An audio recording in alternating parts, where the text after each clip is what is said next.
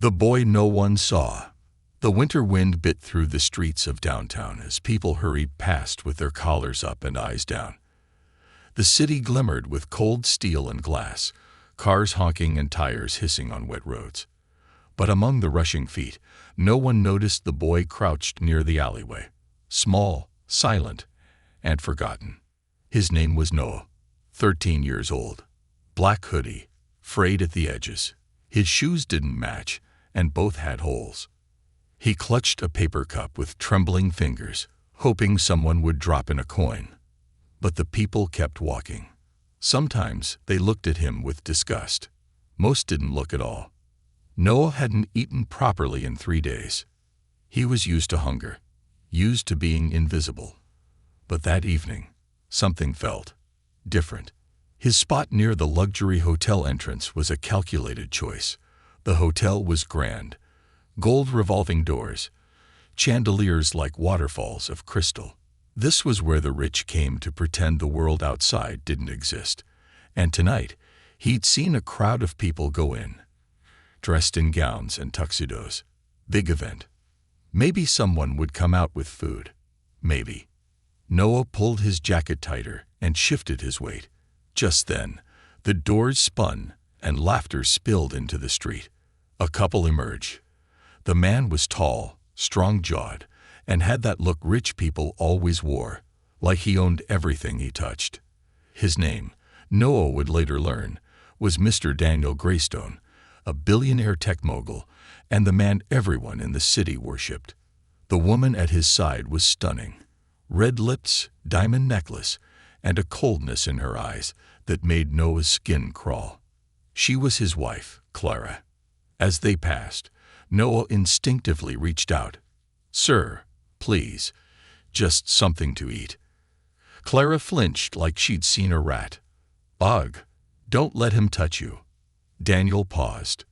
For one strange moment, his eyes locked with Noah's, calm, brown, and curious. He didn't say anything, just looked. As if he saw something.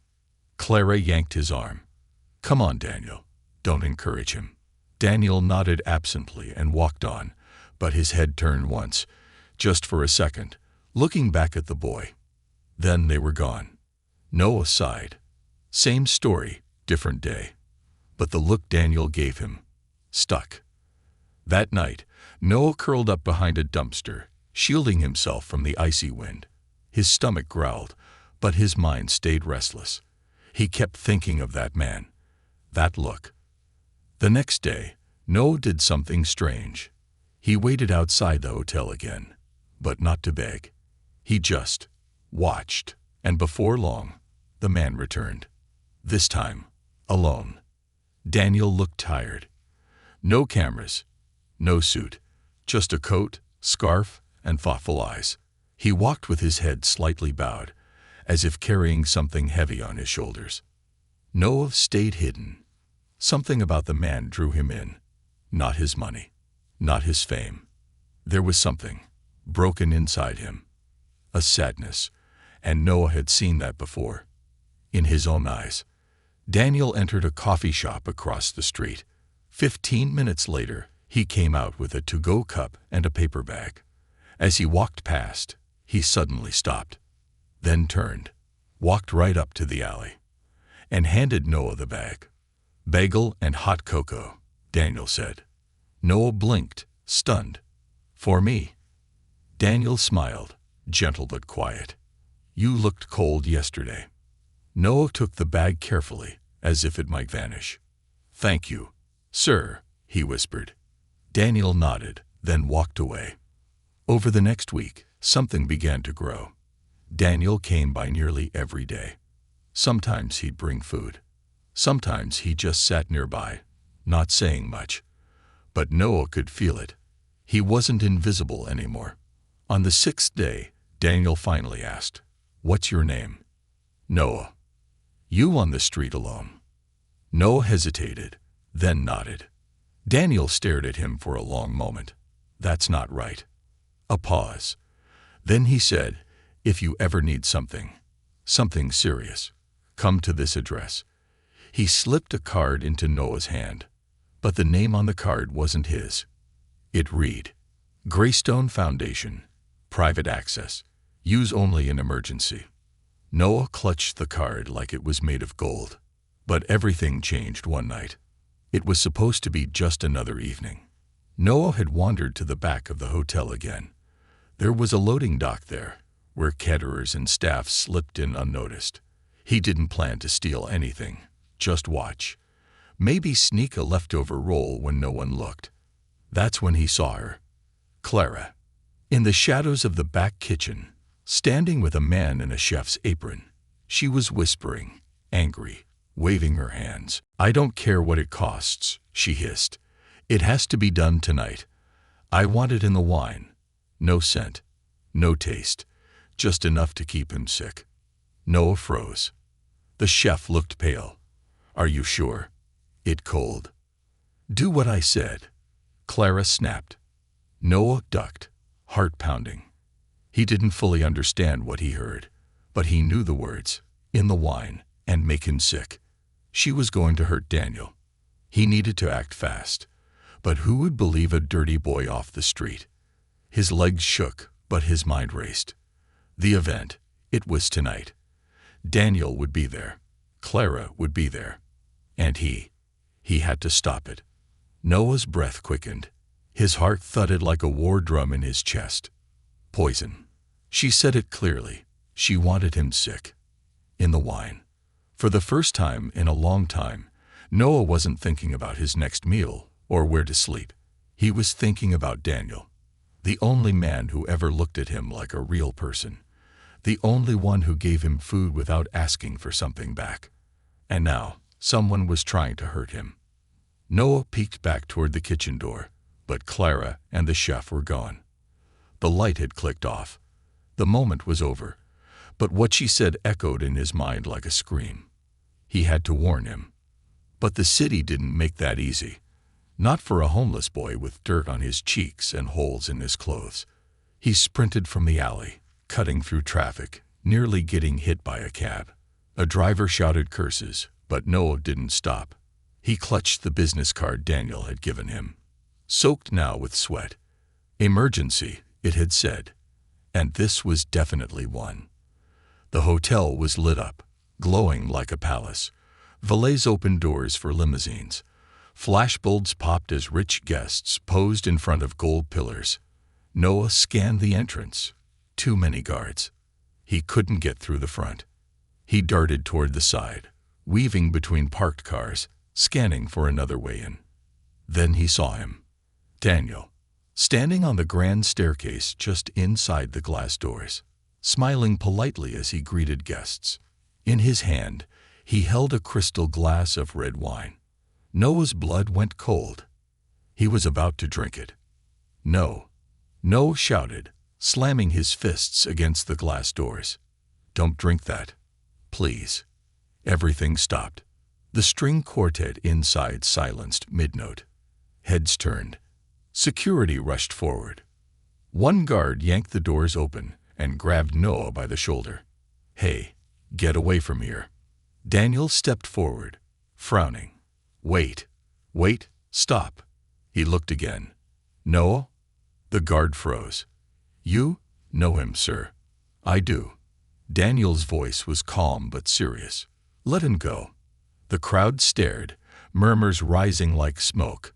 Daniel moved down the steps and knelt in front of Noah. What's wrong? He asked gently. You look terrified. Noah struggled to catch his breath. Don't drink that wine. Sir, please. Daniel's brow furrowed. Why? I heard your wife. I was behind the kitchen. I didn't mean to listen, but she told the chef to put something in your drink, something to make you sick. I swear I heard it. Silence fell like a blanket over the crowd. Clara appeared in the doorway, her face pale but composed. This is ridiculous, she said with a tight smile. Are we really taking the word of some filthy child over your own wife? But Daniel didn't look at her. He looked at the wine in his hand, then slowly handed it to the security guard. Get that tested. Immediately. The guard nodded and walked off. You can't be serious, Daniel, Clara said, her tone cracking. I'm dead serious, he replied, his voice icy now. Noah doesn't lie. She scoffed, but her lips tightened. Daniel stood and placed a hand on Noah's shoulder. You did the right thing, he said softly. Come with me. The crowd parted as the billionaire and the homeless boy walked side by side through the ballroom, past the chandeliers and whispers. Inside a private lounge, Daniel sat Noah down and called his personal physician, ordering a test on the wine immediately. Meanwhile, Clara paced outside the glass walls, trying to smile for the guests but clearly fuming. A few minutes later, the physician arrived, his face tense. He whispered something to Daniel. Daniel's expression hardened. He turned to Noah. You saved my life. Noah blinked. Was it really? The man nodded. A slow-acting compound. It wouldn't have killed me. Not right away. But it would have made me sick. Weak. Over time. Why? Noah asked quietly. Daniel looked toward the glass, where Clara stood frozen under the chandeliers. Control, he murmured. If I were too sick to run my business, she could have taken over. She's been trying to take more power. And I didn't see it. Until now.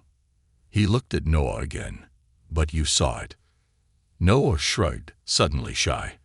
I just didn't want you to get hurt. Daniel smiled. Really smiled. For the first time that night. You're braver than most people I know. The next morning, Clara was gone. She left quietly, before any headlines could surface. Daniel kept it that way, to avoid scandal. But he never forgot who stood between him and disaster. He gave Noah clean clothes, a hot meal, and a place to stay for the night. But that was just the beginning. A house with too many secrets. The room was too clean, too quiet. Noah sat on the edge of a massive bed with sheets so white they looked untouched. His body was wrapped in soft pajamas, fresh from the closet. A fireplace flickered on the far side of the room, and the gentle hum of the heating system filled the silence. It had been 24 hours since he warned Daniel. 24 hours since he saw a woman smile like nothing was wrong, while secretly planning her husband's downfall. Daniel's mansion was nothing like the city streets Noah had survived on. Here, the floors didn't creak. The walls didn't leak. And no one yelled at him to move or called him filthy. Yet, Noah couldn't sleep. The ceiling above him stretched too high. The bed felt too soft. And the warmth around him made the cold in his memory hurt even more. He rose and walked to the giant window. From there, he could see the lights of the city far below, like a galaxy of stars trapped in buildings. Somewhere down there were the alleyways he used to call home. He should have felt lucky, safe, grateful. Instead, he felt like a ghost in a stranger's house. Downstairs, Daniel watched the boy through the security feed. The boy had barely spoken since the incident. He didn't ask for more food. He didn't touch the video games in the entertainment room or the clothes Daniel's staff had laid out. He just sat there, thinking. Daniel understood that silence. He had once been the same. After his father died, and his mother sank into pills and debt, he had built everything he had from that silence. But something about Noah's silence worried him. Not fear, not sadness, something else, a kind of knowing. The next morning, Daniel found Noah already dressed, sitting at the long dining table. He wasn't eating, even though a plate of warm eggs and toast sat untouched in front of him. You okay? Daniel asked, sitting across from him. Noah nodded, then hesitated. Can I ask you something? Of course. Noah looked up, his eyes serious. Why didn't you call the police? Daniel leaned back in his chair. You mean about Clara? Noah nodded. Daniel was quiet for a long time before answering. Because some battles don't need courtrooms. Sometimes, silence is more powerful than noise. She's gone now. She won't come back. Noah lowered his eyes. What if she already has? Daniel's jaw clenched. What do you mean? I had a dream last night. Noah said softly. She was standing outside this house, just staring up at the windows. Daniel's eyes narrowed. Noah noticed the look. I know it was just a dream. Probably nothing. But it felt real. Daniel stood up slowly and walked to the window, pulling the curtain aside. Nothing. Just the long driveway, tall gates, and trimmed hedges. Still, his gut twisted. He didn't tell Noah this, but he'd received a strange call at 3 a.m., a number with no ID, no sound on the other end. Just breathing. Heavy. Slow. He hung up, but the feeling hadn't left. That afternoon, Daniel took Noah on a tour of his company headquarters. Greystone Innovations towered above the city -60 floors of glass, steel, and secrets. Employees stared as Daniel walked in with Noah at his side. Some smiled politely. Others whispered. Daniel didn't care. They rode the elevator in silence. On the 59th floor, Daniel showed Noah his private office. Walls of glass, art on the shelves, and a glowing screen with data Noah couldn't begin to understand. This is where it all happens, Daniel said, where the world tries to change. Noah looked around, amazed. But something tugged at him. A drawer behind the desk, slightly open. A corner of paper peeking out. He looked at Daniel. What's that? Daniel frowned, walked over, and pulled the drawer open. A file. One Daniel hadn't seen before. He flipped it open and froze. It was a photo of Noah. Then another, and another. Noah begging on the street, sleeping behind a dumpster, eating scraps. Every photo dated, labeled. Daniel turned pale. These were taken months ago, he murmured. Why would these be in my office? Noah's voice trembled. Someone was watching me. Daniel flipped to the last page, and his blood ran cold. A handwritten note. You always had a soft spot for strays. This one will be useful. See. Daniel dropped the file. Clara. She had known about Noah before that night. This wasn't a coincidence. Daniel's eyes locked on Noah's. I need to tell you something. Something important. Noah nodded. I don't think you just stumbled into my life by chance, Daniel said. Clara, she planted things, controlled things, maybe even people. I think she was watching you, maybe planning to use you. But why me? Noah asked. I don't know yet, but I'm going to find out. Daniel's assistant entered the room, interrupting the moment. Sir, there's something strange on the servers. What is it? Security breach, she whispered, from inside the house. Daniel's jaw clenched. He looked at Noah. We're going back. That night, the mansion was eerily quiet. Daniel ordered the staff to leave. Only he and Noah remained. Armed guards were placed at the gates, but Daniel didn't feel safe. He paced the study, staring at the file. Noah stood by the fireplace, watching the flames, deep in thought.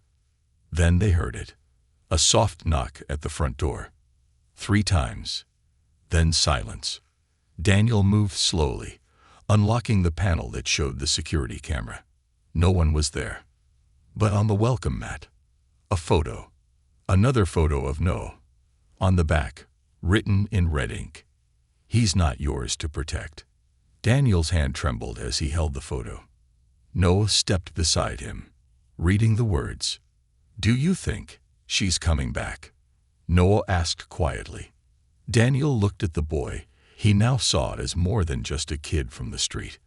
I don't think she ever left. The truth she tried to bury. The knock had stopped, but the silence it left behind was louder than a scream. Daniel stood frozen in the foyer, the photograph shaking in his hand. It was unmistakably Noah, curled under a bench, barely covered, on a night that had nearly frozen him to death. The picture was taken from up close. Too close. She was watching me, Noah whispered, staring at the image. Back then, before she even knew I'd meet you. Daniel's lips pressed into a tight line. It's worse than I thought. He turned to the house security panel, quickly locking all entrances. Cameras turned. Lasers activated. It was no longer a home. It was a fortress. But Clara had always known how to slip through walls. That night, Daniel didn't sleep. Neither did Noah. They stayed in the main lounge.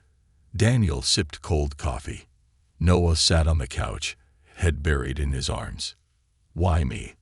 the boy asked again. Daniel stared out the window. "Because I think you were part of her plan before I ever knew you existed." He turned toward Noah, serious now. "What I'm about to tell you, no one else knows." Noah nodded slowly. "When I first started my company, Clara was already in my life. She said she believed in me, but it wasn't love. It was strategy." Daniel paced the room like a man trying to outwalk his past. "She came from nothing. Said she wanted power, and she got it. But I found out too late. She never wanted a partner. She wanted a puppet. And when I didn't give her full control, she started taking it herself. Quietly, cleverly. The poisoning was only part of it." He picked up the file of Noah's photos again. "But this was her long game." Noah's brows furrowed. "What kind of game?" Daniel hesitated. "When I was a teenager, I had a younger sister. We were both in foster care after our parents died. I tried to keep us together, but they split us up. I never saw her again." Noah's eyes widened. Daniel's voice dropped. "Her name was Sabrina. That was the last thing I remembered. Until now." He held up one of the photos of Noah. "There's something about your eyes," Daniel whispered. "Your face. When I looked at this photo, I realized who you remind me of." Noah's heart skipped. "She looked just like you." Silence. "You think I'm related to you?" Noah asked, his voice shaking. Daniel nodded slowly. "It's a theory. I've already ordered a DNA test, but it'll take time." Noah couldn't speak. His mind spun. Memories of cold nights, his mother's vague stories about an uncle, someone rich, someone dangerous. It had always sounded like a fantasy, but what if it wasn't? The next day, everything cracked open. It started with the garden alarm. Daniel and Noah rushed to the east wing where motion sensors had been tripped. Security surrounded the area. Nothing. No footprints. No signs of movement. But on the garden bench, right under the rose arch, sat a black velvet box. Inside, a note and a necklace. The note read, "You found him before I was ready. That's your mistake, but you can still give him back. Tonight, 11 p.m. Alone." There was no signature, but they both knew who it was. Daniel stared at the necklace. This was Clara's. Noah's fists clenched. "She wants me." "She always wanted you," Daniel said grimly. "I just never saw it before." That evening, Daniel prepared for the meeting, but he didn't go alone. He knew better than to trust Clara's rules, but this time, he wasn't going to fight fire with force. He was going to bring the one thing Clara never expected: the truth. He and Noah arrived at the address, a half-abandoned theater on the outskirts of town. It was old, cracked, and surrounded by dead trees, once a place of light and applause. Now just shadows. Inside, the stage lights flickered to life. And Clara stood at center stage, draped in black, looking more like a queen than a fugitive. "I see you brought him," she said coldly, eyes on Noah. "Good."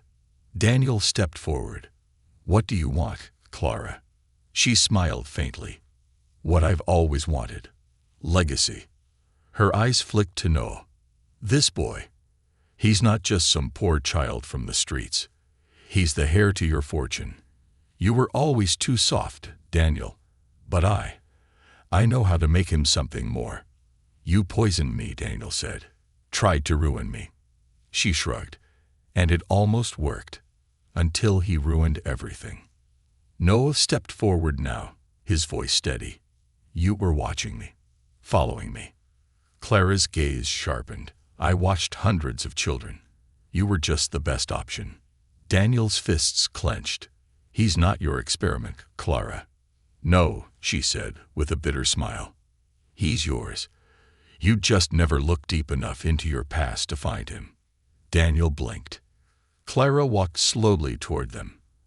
Ask him about the woman who raised him, the one who disappeared years ago, the one who always said a rich brother once promised to come back. Noah's breath caught. You mean my mom, he whispered.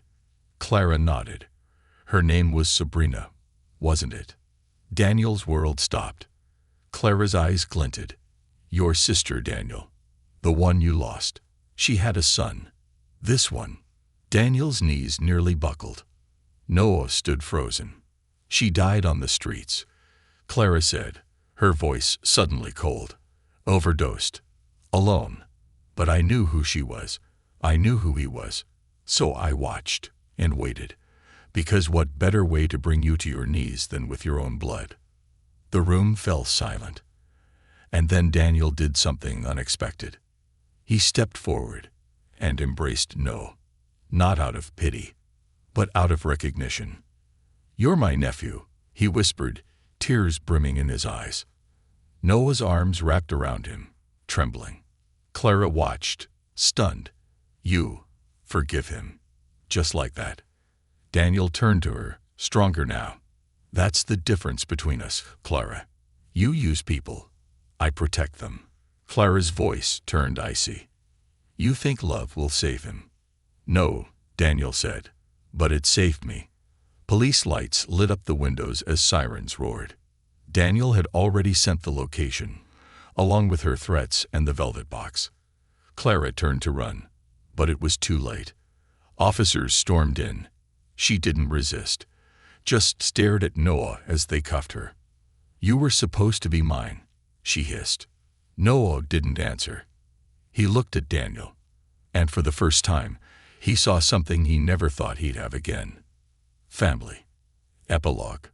6 months later, Noah stood on a stage, not a dark one like Clara's, but a bright, modern one inside the Greystone Foundation headquarters. He wore a clean suit, hands slightly trembling. Daniel stood beside him, smiling proudly. And this, Daniel said it into the microphone, is my nephew, Noah. Once lost, now found. He's the future of this company and the future of everything we believe in. The crowd clapped. Noah smiled, heart full. He had once been invisible. Now, the world saw him.